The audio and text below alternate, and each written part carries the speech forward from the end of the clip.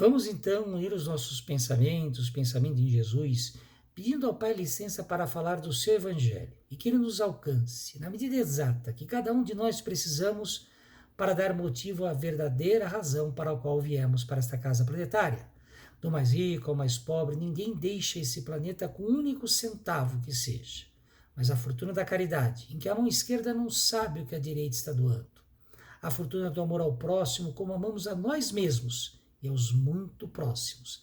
A fortuna da compaixão, da compreensão, a fortuna do amor, a fortuna da fé, a fortuna que está no Evangelho de Jesus. Essa sim, podemos amealhar e levar para a eternidade do nosso espírito. Então, que possamos ouvir, refletir e principalmente criar ânimos, coragem, atitude para praticar em nossas vidas o Evangelho de Jesus. Que assim seja. Olá pessoal, mais uma vez falando com vocês de modo virtual. Agora esse vídeo será originalmente lançado na parte da tarde, então um novo horário para mim. Geralmente eu faço os vídeos que são lançados à noite. A pandemia proporciona essas situações para a gente, né? De chegar ao Evangelho, de abordar o Evangelho, de falar sobre o Evangelho nos mais variados pontos e horários. Evidentemente, as pessoas podem estar ouvindo o vídeo a qualquer hora, não necessariamente na parte da tarde, não necessariamente no seu lançamento, mas a pandemia, com todas as suas dificuldades, proporciona que a gente se aproxime mais das pessoas. Talvez o público do período da tarde não seja o público da noite, e assim a gente pode abordar as mensagens do Evangelho de Jesus de forma mais ampla. Como diz o Evangelho, nada acontece por acaso. O Evangelho segundo o Espiritismo, nada acontece por acaso, é uma das máximas do Espiritismo, e como nada acontece por acaso, a pandemia também traz essas situações diferentes que proporciona a gente ter um contato e levar o Evangelho a muitos outros lugares, a muitos lugares que talvez nós não alcançaríamos. O tema que a gente quer debater hoje é amor e egoísmo. Eu começo me baseando nesse tema no Evangelho de Mateus, o capítulo 25. O Evangelho de Mateus, capítulo 25, tem 3 parábolas de Jesus.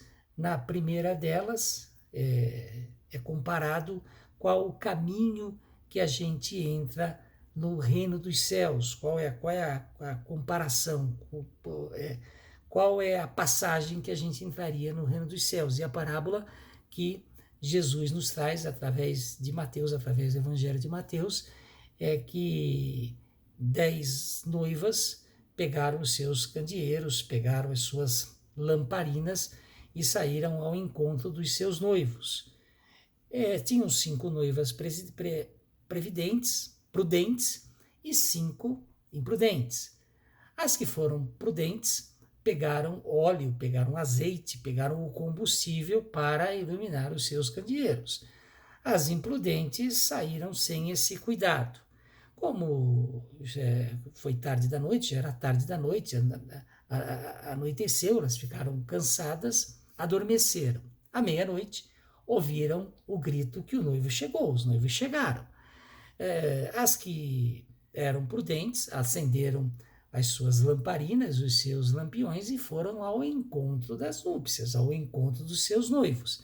As imprudentes não tinham combustível para tal, tinha acabado o combustível delas ou estava acabando. Elas pediram às noivas que tinham o azeite, que tinham o óleo, que cedessem para elas. Essas falaram: a gente não pode fazê-lo, senão pode ser que falte para a gente também. Vocês devem ir ao encontro de quem vende combustível e comprar para que vocês possam completar a jornada de vocês. E assim o fizeram. E as noivas que tinham combustível foram para as núpcias, foram para o encontro dos seus noivos. Quando as que foram comprar o combustível retornaram, a porta das núpcias estava fechada. Elas bateram na porta, pediram para entrar e lhes foi negada essa entrada, porque elas chegaram atrasadas, elas não chegaram a tempo. E aí o Evangelho, e aí Mateus, através de Jesus, nos traz o primeiro ensinamento desse capítulo. Nós precisamos estar preparados para a espiritualidade. Nós precisamos estar preparados para dar continuidade à nossa vida espiritual. Nós precisamos ter a luz que nos conduz a esse caminho. Não adianta a gente sair correndo e tentar comprar essa luz a qualquer custo, a qualquer preço. Nós temos que fazê-lo enquanto temos oportunidade de fazer. E a oportunidade é enquanto estamos encarnados.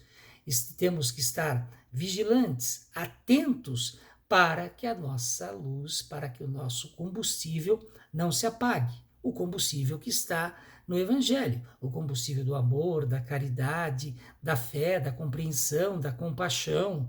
Esse combustível está à disposição de todos nós, temos tempo de comprá-lo e nunca é tarde para fazermos.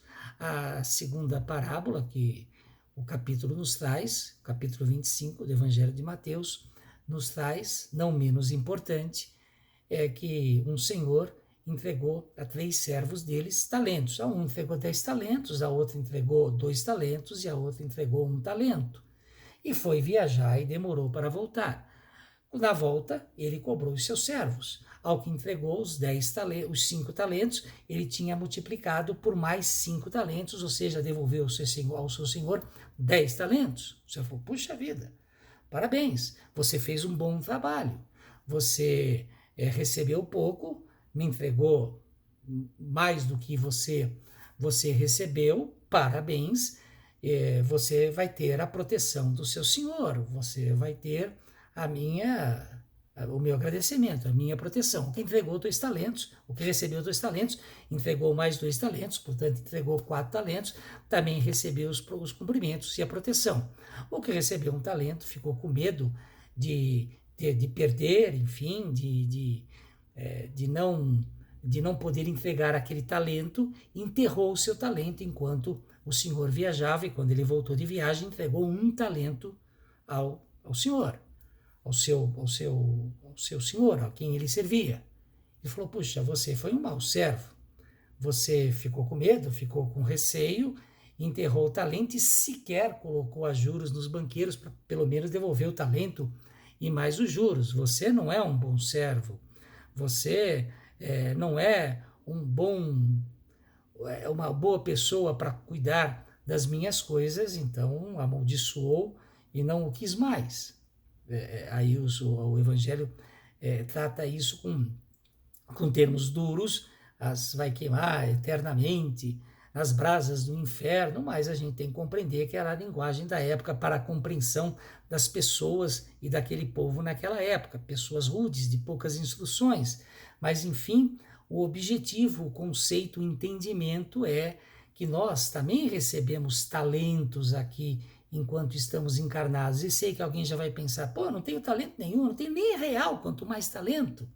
E claro que a linguagem é figurada, claro que Jesus está falando naqueles talentos que estão à disposição de todos nós. Tá certo que uns menos, uns mais, como diz o exemplo, mas todos nós temos condição de prosperar com os nossos talentos, com o talento da fraternidade, o talento da caridade, o talento do amor, o talento da fé, os talentos que estão no Evangelho de Jesus, os valores que estão ali. Esse sim, nós podemos amealhar e levar para a eternidade o nosso espírito, como eu sempre falo quando começo a falar, quando faço a oração inicial. Esses talentos, nós também seremos cobrados. A cada um de nós será passada a conta para que possamos entregar mais talentos quando tivermos que ajustar pessoalmente as nossas contas, ou seja, quando desencarnarmos. E todos nós temos condição de multiplicar os talentos que nos são dados, mas precisamos ter foco, mas precisamos vigiar, mas precisamos estar com as nossas atitudes ao encontro do Evangelho de Jesus. E a última parte da parábola, também muito interessante, conta que há uma separação entre os cabritos e as ovelhas. Os cabritos para a esquerda, as ovelhas para a direita, e aí para as ovelhas é entregue o reino dos céus. Por quê? Porque elas deram abrigo ao Senhor quando ele precisou, deram comida quando ele teve fome, deram de beber quando ele teve sede, foram visitá-lo quando ele estava recluso, quando ele estava preso ou doente, deram vestimenta enquanto estava nu, ou seja, cuidaram do Senhor. E alguém mais preocupado, mais justo do grupo, vai falar, mas Senhor, nós não fizemos isso com o Senhor. Nós não lhe demos abrigo, nós não lhe demos comida, nós não matamos a sua sede, nós não fomos visitá-lo enquanto estava preso ou enquanto estava doente, nós não fizemos isso.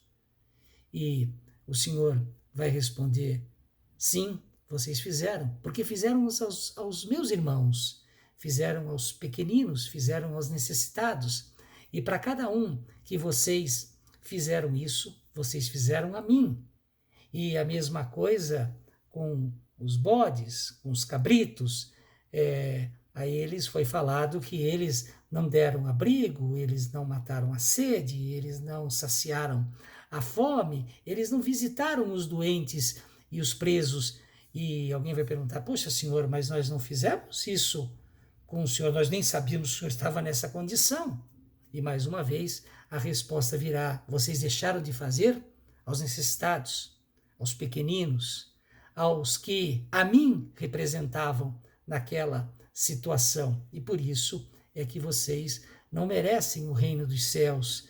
É mais uma parábola, é mais uma demonstração das situações que podemos fazer enquanto encarnados. E a reflexão maior que aí o Evangelho nos traz de forma objetiva é por que isso acontece. Por que a gente não repara que há pessoas, há irmãos que passam pelas suas necessidades, que passam por muitas necessidades. E se a gente for ver a descrição ao pé da letra do Evangelho de Mateus, ele fala em fome, ele fala em sede, ele fala em cerceamento de liberdade, ele fala em necessidades de todo gênero, ele fala em doenças, do momento que a gente está passando, nada mais oportuno, nada mais objetivo. Ele fala das mazelas humanas e ele fala que nós não cuidamos delas, nós não observamos elas. E por que a gente faz isso? O Evangelho nos aponta de forma objetiva, porque somos egoístas, porque o Evangelho nos diz que o egoísmo é a maior mazela, é a maior desgraça, é a pior situação que pode acontecer com a humanidade. Porque o egoísmo é olhar para o nosso umbigo, é olhar para nós mesmos, é ver somente as nossas necessidades. É a situação mais materialista que pode acontecer enquanto encarnados, que prejudica o desenvolvimento do nosso planeta, que prejudica o desenvolvimento da humanidade. E nos deixamos levar pelo egoísmo sem percebermos, ou sem lutarmos, ou sem combatermos esta chaga, este mal da sociedade, que nos impregna de todas as formas. No rastro do egoísmo vem a inveja, vem o orgulho, vem a falta de compreensão com a necessidade das pessoas, porque queremos ver somente as nossas necessidades, as situações que nos afligem, que nos incomoda, esquecendo dos nossos irmãos. E enquanto não combatermos isso, enquanto não repararmos isso, a humanidade não progredirá, a humanidade não alcançará outros degraus na sua escala de crescimento, de evolução.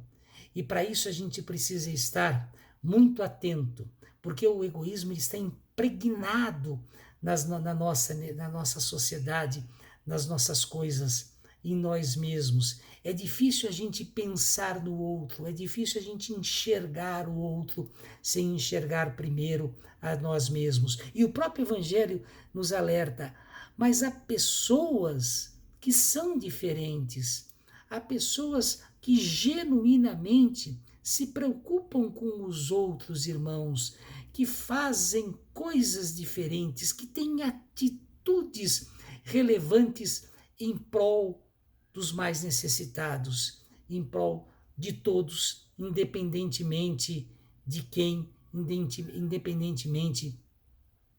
são.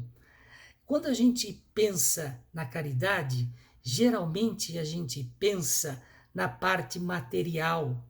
É evidente que a parte material é importante. O próprio Livro dos Espíritos nos alerta na pergunta 88A de que a esmola ela é importante, ela é válida, a esmola, mas antes da esmola, a benevolência com todos, a indulgência com as imperfeições dos outros, o perdão de ofensas. Isso também é caridade. É a caridade ensinada por Jesus. Está na pergunta 886 do Livro dos Espíritos. Mas a gente, objetivamente, ou na maioria das vezes, a gente pensa na caridade material. Insisto, ela é importante. Muitas vezes ela é o que há para ser feito. É a boia para quem está se afogando, para quem está necessitando. Mas muitas vezes fazemos essa caridade com empáfia, fazemos essa caridade com orgulho, fazemos essa caridade para mostrar aos outros que estamos fazendo. Não é a caridade genuína. E mais, muitos humilhados, o Evangelho trata disso, muitos necessitados, eles não buscam a caridade porque se sentem humilhados, se sentem coagidos, se sentem perturbados em pedir, em estender a mão com clemência. E quem faz a caridade deve compreender essa situação, deve respeitar a humilhação, a situação pela qual aquela pessoa está passando. E devemos fazer a caridade de olhos vendados no sentido de estarmos doando, estarmos entregando com absoluta vontade de fazê-lo, com amor na nossa ação, desprovidos de toda e qualquer vaidade, de toda e qualquer situação que nos eleve a um posto de somos bons, somos caridosos, estamos fazendo alguma coisa. Porque esta caridade é a caridade impregnada pelo egoísmo, impregnada daquilo que a gente quer para que sejamos reconhecidos, para que sejamos valorizados, para que a sociedade diga, puxa, quão bom é aquela pessoa, quão caridosa é aquela pessoa. Na verdade, estamos atrás dos louros, estamos atrás do reconhecimento efêmero, aquele que não consegue se levar daqui desta casa planetária para a eternidade do nosso espírito. Então, o Evangelho nos alerta que esta caridade não serve, esta caridade não tem valor, esta caridade ela é impregnada daquilo que não devemos fazer para o nosso desenvolvimento espiritual. E muitas vezes achamos que somos os máximos, que estamos fazendo alguma coisa bastante legal e publicitamos isso e valorizamos isso para nós mesmos e para os outros. Evidentemente, se fazemos com o objetivo de aproximar nossos amigos ou outras pessoas, tem o seu valor. A gente tem que ter muita reserva como a gente coloca, como a gente interpreta essas coisas, mas a gente precisa olhar para dentro de nós mesmos. E o egoísmo é péssimo nesse sentido, porque a gente olha para dentro de nós mesmos, procurando alguma coisa que nos favoreça, alguma coisa que nos dê alento, que nos dê conforto de que fizemos bem, de que fizemos o certo. Ou seja, arrumamos desculpa daquilo que não conseguimos construir de forma positiva, de forma que o Evangelho valorize. Mas o mesmo Evangelho nos mostra também que para combater o egoísmo, que é difícil, que o próprio Evangelho, aí no capítulo 11, no capítulo 11, nos itens 11 e 12, ele trata objetivamente sobre o egoísmo. Ele nos alerta, Evangelho segundo o Espiritismo, ele nos alerta que é difícil extirpar esse mal da humanidade, porque o homem ainda é muito materialista, o homem ainda olha muito para si mesmo, para os seus valores, para os seus títulos, para aquilo que ele dá importância em nível materialista. Então é difícil de combater essa chaga da sociedade. Mas o Evangelho diz que o remédio para isso é o amor genuíno, o amor que não está vendo a quem está se fazendo a caridade, a quem está se olhando com a benevolência dos ensinamentos de Jesus, mas o amor pleno, o amor que Jesus o fez quando se entregou no seu martírio para todos nós. Nessa parte do Evangelho, inclusive, tem uma situação, tem uma reflexão muito interessante que passa exatamente nesse início do martírio de Jesus, se referindo a Pôncio Pilatos. Pilatos não condenou Jesus. Ele disse para a plateia, para a audiência, se achavam Jesus justo, por que queriam a sua condenação? E lavou as mãos e tentou se isentar daquela responsabilidade. Será que nós não estamos fazendo o mesmo nas nossas vidas em relação ao nosso egoísmo em detrimento do amor verdadeiro? Será que nós não estamos tentando disfarçar que, na verdade, ao invés de sermos voltados ao Evangelho de Jesus, à prática do amor verdadeiro, a renúncia ao perdão, a caridade genuína, a compreensão das pessoas, o auxílio aos irmãos mais necessitados, como nos ensina Jesus no Evangelho de Mateus. Será que estamos praticando isso nas nossas vidas ou estamos lavando as mãos e disfarçando para nós mesmos as nossas necessidades de melhoria, as nossas necessidades de fazer diferente para a nossa evolução, para o nosso crescimento espiritual? Se aprofundem no assunto, facilmente a gente consegue achar essa situação do egoísmo no Evangelho, o Livro dos Espíritos, várias questões do Livro dos Espíritos. Eu tenho aqui anotado as perguntas de 886 a 892 e as perguntas de 913 a 917, e no Evangelho segundo o Espiritismo, no capítulo 11, itens 11 e 12. Se aprofundem nesse assunto, pesquisem e reflitam o quanto cada um de nós não está praticando muito mais o egoísmo do que o amor, e o amor é sócio, é casado com a caridade, e o quanto o Evangelho nos mostra, o Evangelho nos indica que, enquanto não combatermos isso, não vamos evoluir, e a humanidade também não vai encontrar o caminho da redenção, da transformação desse planeta em um planeta melhor. Estamos nesse caminho, mas precisamos fazer a nossa parte. Vamos mais uma vez unir os nossos pensamentos em Jesus, agradecendo ao Pai por termos ouvido, refletido, por termos escutado um pouco do seu Evangelho. vamos fazer a nossa parte de nos aprofundar, de pesquisar, de buscar mais conhecimento.